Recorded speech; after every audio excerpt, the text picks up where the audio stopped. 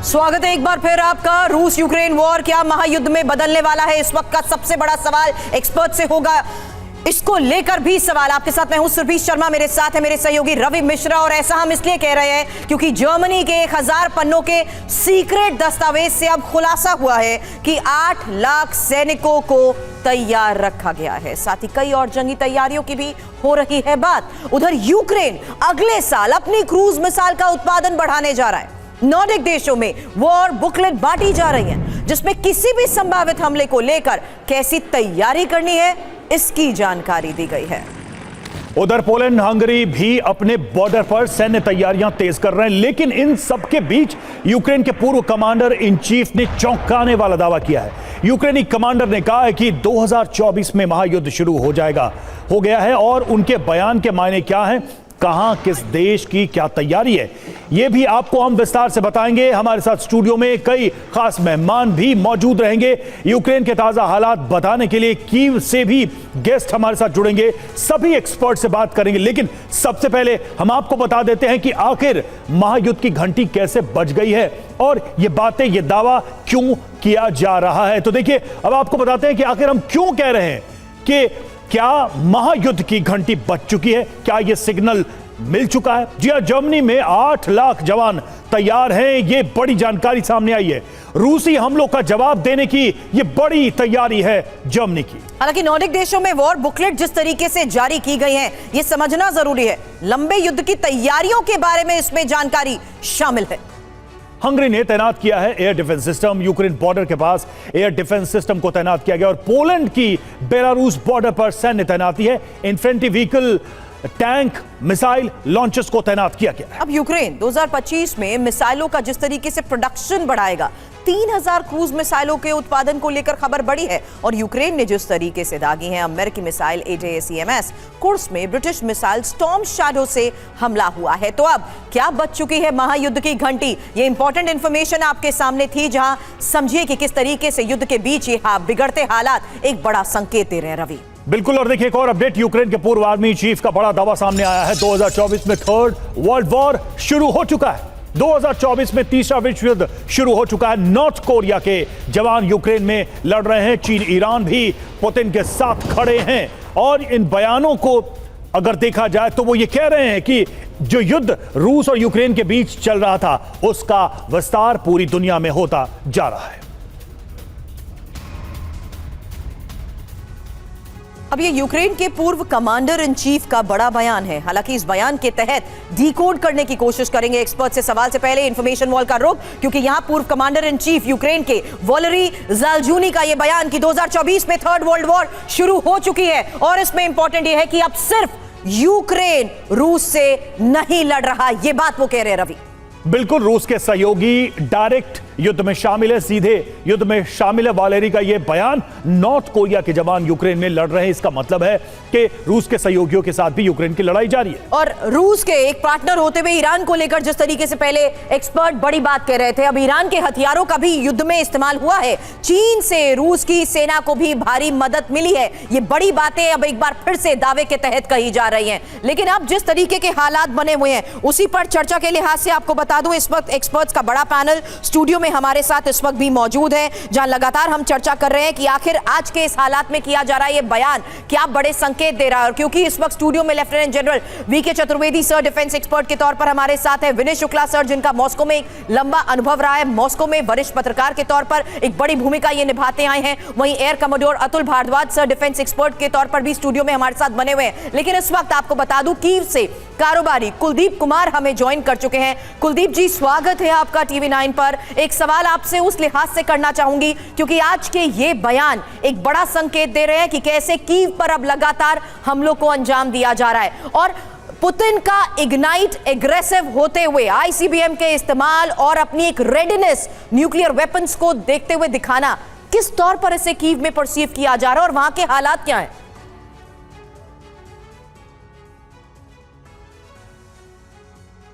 मैं आपकी आवाज सुन नहीं पाया हूं। कुलदीप जी, हम उस चीज को रेक्टिफाई करते हैं। फिलहाल क्या आवाज मिल रही है? हाँ, आवाज आ रही है, बिल्कुल। जी, Thanks. कीव से इस वक्त क्या हालात हैं, अगर आप कुछ इंफॉर्मेशन हमारे साथ शेयर कर सके, क्योंकि यहां ये वाकई बड़ी सुर्खियां बनी हुई हैं कि आखिर पुतिन इस वक्त बड़े फैसले ले रहे हैं युद्ध के इस हालात के बीच में। देखिए, फैसले पुतिन बड़े ले रहे हैं, लेकिन जैसे ही ट्रंप जीते थे तो लोगों में ये एक आशा जागी थी कि शायद कोई कंप्रोमाइज होगा। लेकिन जाते जाते ये जो उन्होंने लॉन्ग रेंज की मिसाइल मारने के जो परमिशन दे दी है बाइडन ने, मेरे ख्याल से ये उनका गलत डिसीजन है। इस समय हमारे को युद्ध पे विराम लगाना है, ना कि उसमें जैसे पुतिन ने बोला हैगा कि आप आग में घी डालने का काम कर रहे हैं। तो लोग कुछ नाराज भी हैं इस बात से कि जाते जाते देखिए ट्रिलियंस ऑफ डॉलर इस वॉर में लग चुके हैं। यही अगर वेलफेयर के लिए यूज हो पाता, क्योंकि आपस में तो कुछ आधे लोग, आधी फैमिलीज यहाँ रहती हैं, आधी फैमिलीज रशिया में रह रही हैं लोगों की, आधे रिश्तेदार यहाँ है, आधे रिश्तेदार वहाँ है। और 3 साल देखिए 1000 से ऊपर दिन हो गए हैं। तो लोगों को बहुत उम्मीद थी कि अब ट्रंप ने आए हैं तो जल्दी से जल्दी ये वॉर रुकवाएंगे। पिछले 1 साल से जो लॉन्ग रेंज की मिसाइल मारने के लिए परमिशन मांग रहे थे वो नहीं दी गई, और आप अब जब जा रहे हो हारने के बाद तो आप ये परमिशन दे देते हो। मुझे लगता है कि ये गलत डिसीजन रहा उनका।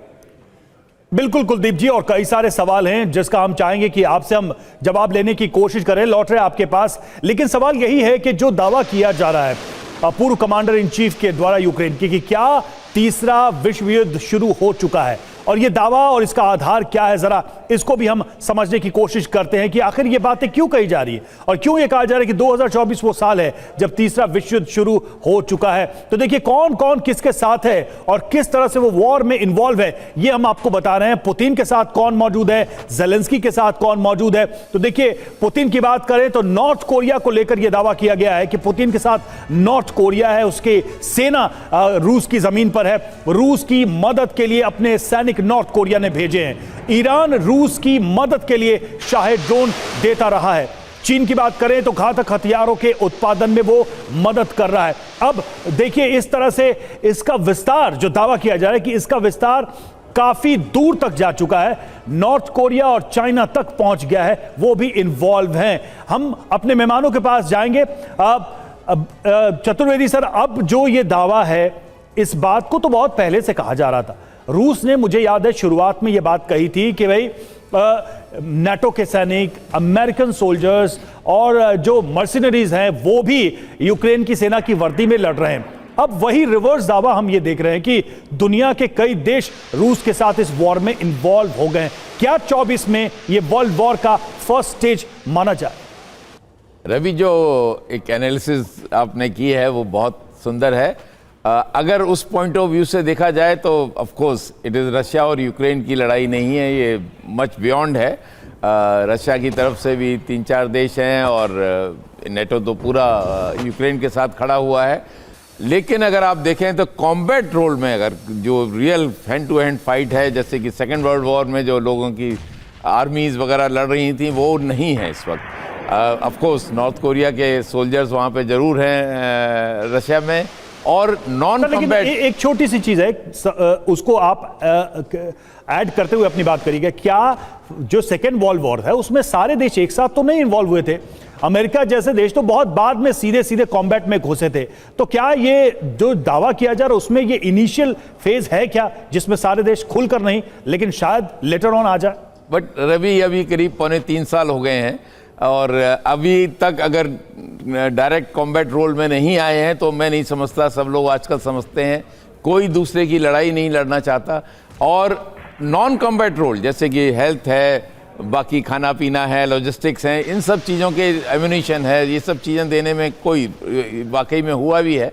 और उससे अगर कहा जाए कि ये महायुद्ध है या विश्व युद्ध है तो अभी मैं नहीं समझता कि उस स्टेज पे है। लेकिन अगर डेफिनेशन आप बदलना चाहते हैं तो यस, डेफिनेटली ये महायुद्ध है। लोग मोर देन वन कंट्रीज दोनों तरफ से लड़ रहे हैं। एज फार एज परमाणु बम के इसमें यूज़ होगा या नहीं होगा, जो आपने शुरू में एक ये पॉइंट उठा था, मैं नहीं समझता कि परमाणु युद्ध कोई भी रैशनल थिंकिंग लीडर कभी यूज़ करेगा। परमाणु युद्ध केवल, लेकिन अभी फिलहाल जिस तरीके से ऑपरेशंस को अंजाम दिया जा रहा है, एक और खबर बता रही हूं, चर्चा को आगे बढ़ाएंगे। कुर्स्क में नॉर्थ कोरिया के टॉप जनरल के घायल होने की खबर आ रही है और यूक्रेन के हमले में घायल हुए कोरियाई जनरल को लेकर यह खबर है। वॉल स्ट्रीट जनरल की तरफ से इसको लेकर भी दावा किया गया है। अब जनरल की पहचान तो उसकी पहचान को लेकर तो फिलहाल कोई खुलासा नहीं हुआ है, लेकिन इस बीच यह बताया जा रहा है कि किस तरीके से अब ऑपरेशंस को अंजाम दिया जा रहा है और ये कुर्स्क में नॉर्थ कोरिया के टॉप जनरल के घायल होने की खबर सामने आई है। लेकिन एक और खबर है जिसने इस तरह की आशंकाओं को बल दिया है। खबर जर्मनी से है। जर्मनी में युद्ध की तैयारियां जोरों पर है। रूस के हमले से निपटने की तैयारी तेज हो गई है। 8 लाख नेटो जवान युद्ध के लिए तैयार हैं। 2 लाख सैन्य वाहन युद्ध के लिए तैयार नजर आ रहे हैं। बिजली की सप्लाई बनाए रखने की भी खास तैयारी की जा रही है। विंड एनर्जी का इस्तेमाल यहां पर शुरू कर दिया गया है। इन सीक्रेट डॉक्यूमेंट्स के जरिए क्या विध्वंसक खुलासे हुए हैं, इंफॉर्मेशन आपके सामने होगी और उसके बाद एक्सपर्ट से करेंगे सवाल, क्योंकि यहां जानिए कि किस तरीके से 1000 पेज के ये डॉक्यूमेंट बताए जा रहे हैं जिसमें बकायदा वॉर प्लान की पूरी डिटेल्स हैं। अब आत्मरक्षा का ये ब्लूप्रिंट जिस तरीके से तैयार किया गया है उससे रवि एक बात तो साफ है, रूसी हमले से निपटने की ये बड़े स्तर पर की गई तैयारी है। बिल्कुल, और देखिए 8 लाख नेटो जवान युद्ध के लिए तैयार रखे गए हैं। नेटो के 2 लाख सैन्य वाहन युद्ध के लिए तैयार हैं। ट्रक ड्राइवर्स को सैन्य वाहन चलाने का प्रशिक्षण दिया जा रहा है और जंग के लिए तैयार नागरिकों को वॉर ट्रेनिंग दी जा रही है, यानी आम नागरिकों को भी युद्ध के लिए तैयार किया जा रहा है। हालांकि सरकारी इमारतों की सुरक्षा के जिस तरीके से बंदोबस्त किए गए हैं वो भी एक बड़ा संकेत है। डीजल से चलने वाले जनरेटर की स्टोरेज को लेकर भी इनपुट आ रहा है। एनर्जी सप्लाई के लिए ये विंड टर्बाइन की व्यवस्था जिस तरीके से की जा रही है, जनता और सेना की रसद के भंडार जिस तरीके से किए जा रहे हैं, ये बड़े स्तर पर की जा रही तैयारी को समझना भी बहुत जरूरी है। रवि बिल्कुल, और ये देखिए ऑपरेशन डार्चेलैंड यानी जो डॉक्यूमेंट्स सामने आए हैं उसके तहत ये जानकारियां सामने आई हैं। अब सवाल है कि इतनी व्यापक तैयारी जर्मनी क्यों कर रहा है? भारद्वाज सर, क्या जरूरत पड़ रही है जर्मनी को इस तरह की तैयारी करने की, नेटो कंट्रीज को इस लेवल पर खुद को वॉर प्रिपेयर्ड, वॉर रेडी रखने की? देखिए 2 कारण हैं। वॉर चल रही है, वॉर थोड़ी और आगे एस्केलेट हो गई है, तो ये लाजमी है कि नेटो जो कि डायरेक्टली इन्वॉल्व है इस वॉर में वो अपने आप को ज़्यादा अलर्ट मोड में आ जाएगा। इसमें तो दो कोई राय नहीं है।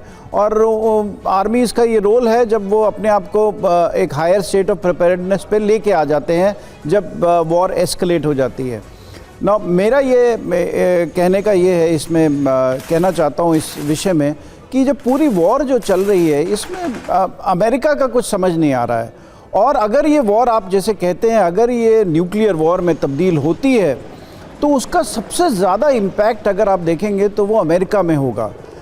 अमेरिका में मैं डायरेक्ट इम्पैक्ट अगर बॉम्ब्स के उसके तहत नहीं कह रहा कि न्यूक्लियर अटैक हो जाएगा अमेरिका पर अगर ये न्यूक्लियर वॉर में तब्दील होती है तो जिस मुद्दे पे ट्रंप इलेक्शन जीते हैं, एक सबसे बड़ी डेमोक्रेसी है, जिस मुद्दे पे वो इलेक्शन जीती है इस वॉर को बंद कराने के लिए, अगर वही वॉर बढ़ जाती है और जो हारने वाली एडमिनिस्ट्रेशन है वो उस वॉर को बढ़ावा देती है तो इसका मेरे को लगता है इंटरनल पॉलिटिक्स पे अमेरिका की बहुत ज़बरदस्त असर पड़ेगा कि क्या ये इसको अगर ये तब्दील हो जाती है उस वॉर में, ये वॉर जो है अगर न्यूक्लियर वॉर बन जाती है तो उसमें ट्रंप का फिर आना भी, ट्रंप का टेक ओवर करना एक बहुत बड़ा मुद्दा बन जाएगा अमेरिका में। बट सर, मैं कुलदीप जी इसी बात को आगे बढ़ाती हूँ। यूक्रेन का स्ट्रैटेजिकल पार्टनर होते हुए अमेरिका का सहयोग कितना उसके लिए जरूरी है? यहाँ पर लॉन्ग रेंज मिसाइल्स की डिमांड अगर यूक्रेन कर रहा है तो ये भी तो साफ है कि वो इसको और एस्केलेट करने की कोशिश करना चाहता है।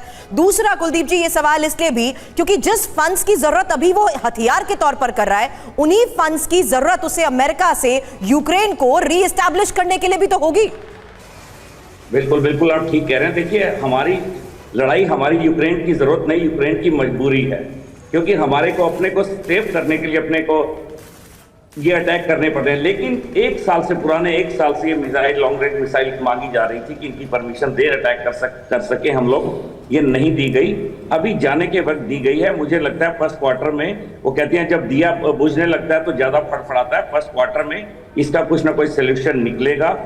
ट्रंप आके कोई ना कोई सोल्यूशन निकालेंगे। हम लोग की पूरा यूक्रेन ये सोचता है और मेरे ख्याल से दुनिया के जितने भी लोग हैं बुद्धिजीवी, वो लोग इस पर ध्यान देंगे और ये वर्ग मेरे ख्याल से फर्स्ट क्वार्टर में वॉर खत्म हो जाएगी।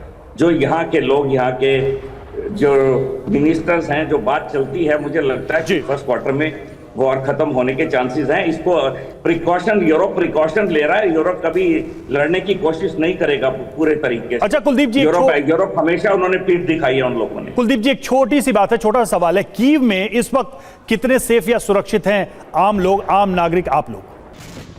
देखिए, सुरक्षित तो यही है कि जब तक जिंदा है सुरक्षित है। अभी पिछले 2 तारीख को मेरे घर के साथ में बम गिरा, मेरी दीवारें टूट गई, शीशे टूट गए।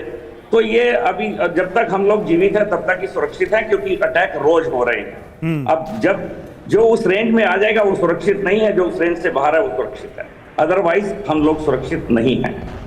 ये बहुत ही बड़ी बात कही आपने। बहुत ही एक तरीके से देखा जाए तो वो तमाम लोग जो इस युद्ध को देख रहे हैं, शुरू से ट्रैक कर रहे हैं, वो ये समझे कि आम लोग दरअसल कीव में क्या महसूस कर रहे हैं हर दिन जो हमले हो रहे हैं उसको लेकर। और देखिए, ब्रिटेन में 50,000 सैनिकों की ट्रेनिंग, यूक्रेनी जंग के 1000 दिन पूरे होने पर विस्फोटक खुलासा हुआ है। ब्रिटेन के रक्षा मंत्री जॉन हेली का संसद में दावा, 2022 से जारी ऑपरेशन इंटरफ्लेक्स ट्रेनिंग और यूक्रेन की सैन्य सहायता पर हर साल 3 बिलियन पाउंड खर्च किया जा रहा है। तो यह बड़ा खुलासा है, बड़ी जानकारी है यूक्रेन वॉर को लेकर।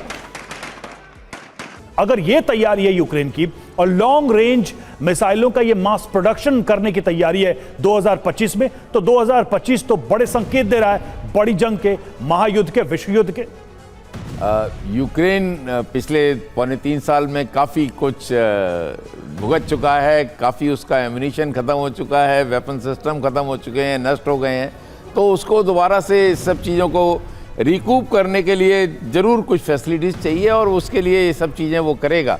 इसका ये कभी आप मतलब ना लगाएं कि ये किसी वॉर को और एस्केलेट करने के लिए है। मैं नहीं समझता कि जेलेंस्की अब बहुत स्ट्रॉन्ग है वहाँ पे, कि वहाँ की जनता, जैसे अभी कुलदीप जी ने भी बताया, वो सब चाहते हैं, शांत लड़ाई का अंत चाहते हैं और इसलिए वो एस्केलेट नहीं करेंगे। लेकिन अमेरिका अगर चाहेगा, नेटो चाहेगा तो वो उसको मोहरा बनाया हुआ है और वो मोहरा बनने को तैयार हैं। सबसे बड़ा जो इस वक्त जो चिंता की बात है कि एक ऐसा लीडर है यूक्रेन में जो कि दूसरे की लड़ाई लड़ने को तैयार है और अपने नागरिकों के बारे में नहीं सोच रहा, अपने इंटरेस्ट के बारे में नहीं सोच रहा। ये बहुत यूक्रेन में किस लिहाज से चर्चा, इस पर चर्चा कैसे हो रही है, कुलदीप जी जरा बताइए। क्योंकि यहाँ नो डाउट रूस का मुकाबला करते हुए आप 1000 दिन से ज्यादा हो चुके हैं, उसके सामने डटे हुए हैं।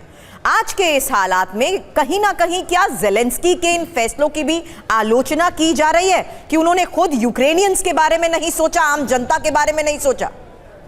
देखिए, अलग से जैसे कुछ लोग बटे हुए हैं, लेकिन हल्की आवाजें जो हैं शुरू हो चुकी हैं और ये आवाज आगे चल के बढ़ेंगी, क्योंकि लोगों को जबरदस्ती वॉर में ले जाया जाता है। अगर आप बस में जा रहे हो, बस से उतार लिया जाता है और आपको फ्रंट पे भेज दिया जाता है, तो कुछ लोग नाराज हैं। अभी पिछले टाइम पे बात हो रही थी, जो लोग बोलते हैं कि हम भाई एरिया ये दे देंगे, जो लोग देना चाहते हैं कि जो एक्वायर कर लिया उसने वो दे दिया जाए।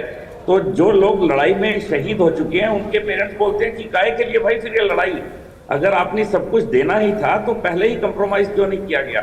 तो दबी दबी आवाजें उठनी शुरू हो रही हैं लोगों की। और अगले देखिए, अगले साल इलेक्शन की बात चल रही है कि अगले साल इलेक्शन होंगे यहाँ पे, तो हल्की हल्की बातें शुरू हो चुकी हैं होनी। उनकी पॉपुलैरिटी भी कम हो रही है, क्योंकि 3 साल देखिए बहुत बड़ा वक्त है। पिछले आप दूसरे विश्व युद्ध के बाद आप देखिए, कोई भी इतनी बड़ी लड़ाई नहीं हुई जो इतने टाइम तक चली हो। बिल्कुल सही कह रहे हैं सर, लेकिन दूसरी तरफ पर बात यह भी की जाती है कि यूक्रेन के पास अब खोने को क्या बचा है। लेकिन टाइमिंग इस लिहाज से इंपॉर्टेंट है कि अगर युद्ध को खत्म करने की बात की जा रही है तो टेबल पर लाने से पहले क्या एरियाज को अब वापस रिकैप्चर करते हुए गवर्न करने की रूस की इनको तैयारी है, ये सवाल आगे भी करूंगी। लेकिन उससे पहले बड़ी जंग की तैयारी में कैसे नेटो देश है, ये एक और खबर है। और न्यूक्लियर जंग से निपटने की तैयारी में जिस तरीके से नेटो देश है, खबर यह है नेटो देशों में रूस के बड़े हमले का खौफ है और स्वीडन और फिनलैंड ने बुकलेट तक छपवा दी है और बुकलेट में हमलों से बचने के लिए बाकायदा गाइडलाइंस दी गई हैं।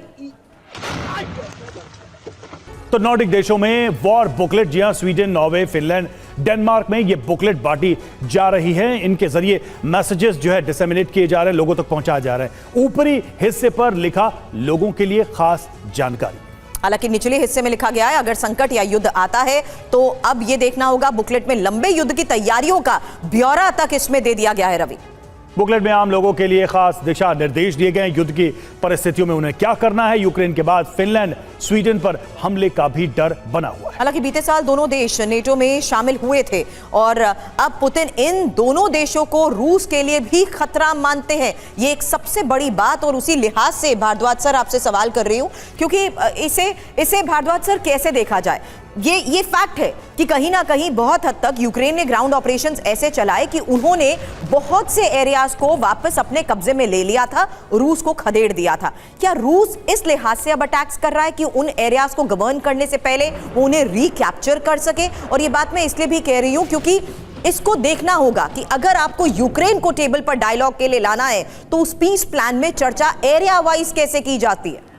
देखिए, जब नेगोशिएशंस होंगी, और मेरे को लगता है ये वॉर नेगोशिएशंस की तरफ दौड़ रही है। अगर आप देखेंगे वाइस प्रेसिडेंट जो यूएस के इलेक्ट हैं जेडी वैंस, उन्होंने एक क्लियरली ये एक प्लान प्रपोजल रखा हुआ है नेगोशिएशंस का इस वॉर को बंद करने के लिए, और जिसमें ये क्लियरली कहा गया है कि जो रशिया ने ऑक्यूपाई कर ली हैं जगह, उसके ऊपर थोड़ी सी बहस होगी, और पर वो रशिया को मिल जानी चाहिए वो जगहें। और क्योंकि अमेरिका सोचता है, ट्रंप एडमिनिस्ट्रेशन सोचती है, जब बनेगी तो ये सोचेगी कि वो ये इम्पोर्टेंट नहीं है अमेरिका के लिए कि अगर रशिया थोड़ा हिस्सा यूक्रेन का ले ले। अब सवाल ये होता है कि रशिया ऑब्वियसली अगर नेगोशिएशंस होने हैं तो पॉलिसी ये रहेगी कि लंबे जितना वो हासिल कर सके वो कर ले अभी इस वक्त, ताकि वो जब उसकी देने की बात आए तो वो उसका जो मेन हिस्सा है जो वो रखना चाहता है अपने पास वो रख सके, और ये देने के लिए कुछ उसके पास हो नेगोशिएशंस में। हालांकि एक छोटा सा रिस्पॉन्स सर, ये जो बुकलेट जारी की गई और नेटो देशों की अपने स्तर पर तैयारी, भारद्वाज सर, नेटो देशों की ये तैयारी अपने स्तर पर बॉर्डर एरियाज को देखते हुए, हालांकि बेलारूस से भी किस तरीके से रूस एग्रेसिव होते हुए आगे बढ़ने की कोशिश कर रहा था, अब नेटो देशों की भी अपने स्तर पर तैयारी रहती है रूस के बढ़ते खतरों को देखते हुए। देखिए, नेटो देशों की तो तैयारी रहेगी, बिकॉज अब ये गहमा गहमी और ये मुद्दा बनेगा, बिकॉज एक तरफ तो ट्रंप जो है वो नेटो के भी अगेंस्ट हैं, उस तरीके से देखें तो कई जगह ये भी बात कही जा रही है कि क्या ट्रंप क्या नेटो से निकल जाएंगे क्या। तो इसको सब चलते हुए ये बहुत अनसर्टन मोमेंट है, अनसर्टन टाइम्स हैं अगले 2-4 महीने जो हैं इस वॉर के लिए, पूरी नेटो के लिए, और क्या पूरा सिक्योरिटी स्ट्रक्चर होगा यूरोप में भी और पूरे दुनिया भर में, उसको देखते हुए ये लगता है कि ये वॉर अभी ये पीरियड अनसर्टन पीरियड है, इसमें बढ़ भी सकती है, एस्केलेट भी हो सकती है, मतलब वे फ्लक्चुएट करेगी। बिल्कुल एक अनिश्चितता का माहौल है, और इसी वजह से हर तरह की आशंकाओं को बल मिल रहा है, हर तरह के प्रश्न को बल मिल रहा है। और देखिए, रूस यूक्रेन के डेडलॉक से गंभीर खतरा है। यूक्रेन में न्यूक्लियर हमले की आशंका बढ़ गई है। रूस चीन की नजदीकियों से पश्चिम में चिंता है। अमेरिकी एक्सपर्ट्स ने जताई है बड़े खतरे की आशंका। यूक्रेन में जापान जैसे विनाशक हमले का डर है।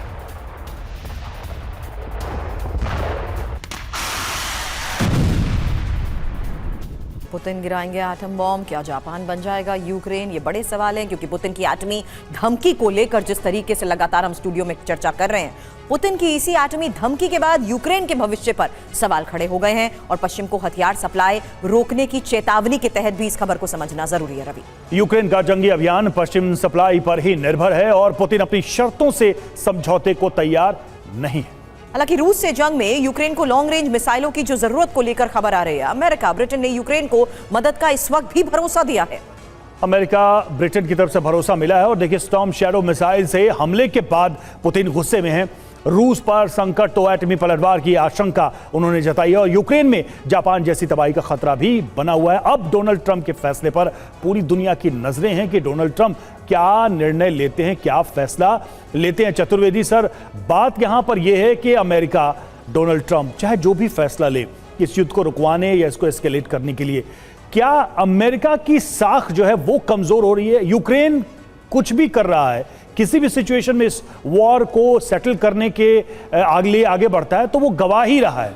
नाटो देशों को कितना भरोसा रह जाएगा अमेरिका पर अगर अमेरिका विड्रॉ करता है अपना सपोर्ट? तो रवि, अमेरिका की साख डेफिनेटली कम हो रही है, और पिछला भी अगर इतिहास देखा जाए तो कहीं भी कोई वेरी ग्रेट ग्लोरी के साथ अमेरिका ने कहीं भी हस्तक्षेप नहीं किया, कहीं भी अपना रोल अदा नहीं किया। एक अच्छी डेमोक्रेसी, बहुत एक लार्जेस्ट डेमोक्रेसी है। अफगानिस्तान में जिस तरह से अमेरिका ने विड्रॉ किया था वो दुनिया ने देखा था। बिल्कुल सही कह रहे हैं आप। और यहाँ पर भी नेटो जो देश हैं जितने भी नेटो कंट्रीज हैं वो सब अमेरिका की तरफ देख रही हैं कि किसका हल निकाला जाए, लेकिन अमेरिका अभी तक नाकाम रहा है क्योंकि उसका मुख्य उद्देश्य केवल अपना सेल्फ इंटरेस्ट और मानवता के प्रति कोई भी अपनी जिम्मेदारी नहीं निभा रहा। इसलिए मैं समझता हूं कि अमेरिका की इकोनॉमिकली वीक होगा, मिलिटरीली भी उसकी साख थोड़ी कम होगी, लेकिन आज अमेरिका मिलिटरीली बहुत स्ट्रांग है, तो उसमें कोई शक नहीं है कि वो जहां भी चाहे वो जो कुछ करना चाहे कर सकता है। लेकिन इकोनॉमिकली वीक होगा, क्रेडिबिलिटी लूज होगी, और नेटो कंट्री में जो उसकी लीडरशिप आज का रोल है उस पर भी जरूर थोड़ा बहुत साख में उसमें कमी आएगी। यानी आप ये साफ तौर पर कह रहे हैं कि ओवरऑल ग्लोबली अगर देखा जाए तो सुपर पावर की कहीं ना कहीं पावर ही श्रिंक होती हुई नजर आ रही है। अब एक और बड़ी खबर का रुख कर रही हूं क्योंकि गाजा युद्ध से जुड़ी इस वक्त एक बड़ी खबर आ रही है जहां इजरायल के पीएम नेतन्याहू के खिलाफ अरेस्ट वारंट जारी हुआ है और इजरायल के पूर्व रक्षा मंत्री गैलेंट के खिलाफ भी वारंट जारी हुआ है। गाजा में युद्ध अपराध को लेकर वारंट जारी किया गया है। अंतर्राष्ट्रीय अपराध अदालत ने ये वारंट जारी किया है।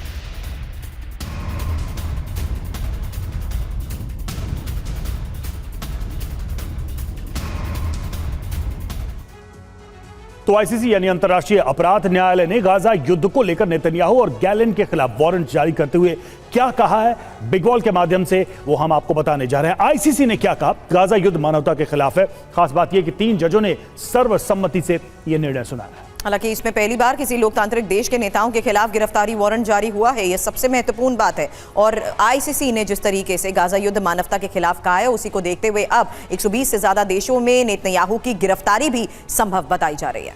इजरायल और अमेरिका आईसीसी के फैसले के पक्ष में नहीं है। जो फैसला लिया गया इनके खिलाफ वारंट जारी करके, इजरायल स्वाभाविक है और अमेरिका ने भी इस फैसले पर असहमति जताई। हालांकि अब यही देखना होगा कि आखिर किस तरीके से आने वाले वक्त में इसको देखते हुए फैसला लिया जाता है, क्योंकि आईसीसी के फैसले पर पीएम नेतन्याहू का अब बयान भी सामने आ चुका है। क्या कुछ नेतन्याहू की तरफ से कहा गया है ये भी जान लीजिए। ये राष्ट्रों के इतिहास में एक काला दिन है। आईसीसी की स्थापना मानवता की रक्षा के लिए की गई, लेकिन आईसीसी मानवता का दुश्मन बन गया है। आईसीसी का फैसला यहूदी विरोधी उपाय है जिसका लक्ष्य हमें हमारे दुश्मनों से बचाव के अधिकार से रोकना है। 101 बंधकों को पकड़े रहने के बावजूद हमास के खिलाफ एक्शन नहीं लिया जा रहा है। हालांकि इस बात को अब भारद्वाज सर इस लिहाज से भी समझाइए, यहां पर भी देख लीजिए, अगर वॉर के हालात में सब कुछ जायज ठहराया जाता है तो रूस के युद्ध के दौरान भी तो हमने देखा रूस के ऊपर तमाम सैंक्शंस लगाए गए, रूस के ऊपर तमाम आरोप भी लगाए गए। अब इस वॉर फ्रंट में भी देखिए किस तरीके से ये फैसला लिया जा रहा है, जहां उसमें ये साफ हो चुका है कि नेतन्याहू भी ये कह रहे हैं कि किस तरीके से वो अपने हक की लड़ाई लड़ रहे हैं। देखिए, लोग अपने हक की लड़ाई लड़ रहे हैं, पर एक तरह से देखा जाए तो जिस तरीके से गाज़ा को एकदम से रेज कर दिया गया है, एकदम से तबाह कर दिया गया है, उस तरीके की लड़ाई और जगह नहीं लड़ी गई है। और अगर उस तरीके से देखें तो ये वो एक नॉन स्टेट एक्टर्स के साथ लड़ाई कर रहे हैं और 2 स्टेट्स के बीच में भी लड़ाई नहीं है। उधर वहाँ पर जो हमास की कैपेबिलिटी है वो उसकी तुलना नहीं कर सकते, बहुत एसिमेट्री है उसमें। अगर वो वॉर लड़ भी रहे हैं और अगर उन्होंने एक अटैक किया तो उसके बाद जिस तरीके से उनको तबाह किया गया, वो एक डेफिनेटली जिस तरीके से बच्चे, हॉस्पिटल और पूरा का पूरा एक छोटा सा एक गाज़ा स्ट्रिप को जिस तरीके से तबाह किया जाए, उसमें ह्यूमन राइट्स वायलेशन बहुत मैसिव हैं, उसमें कोई 2 राय नहीं है।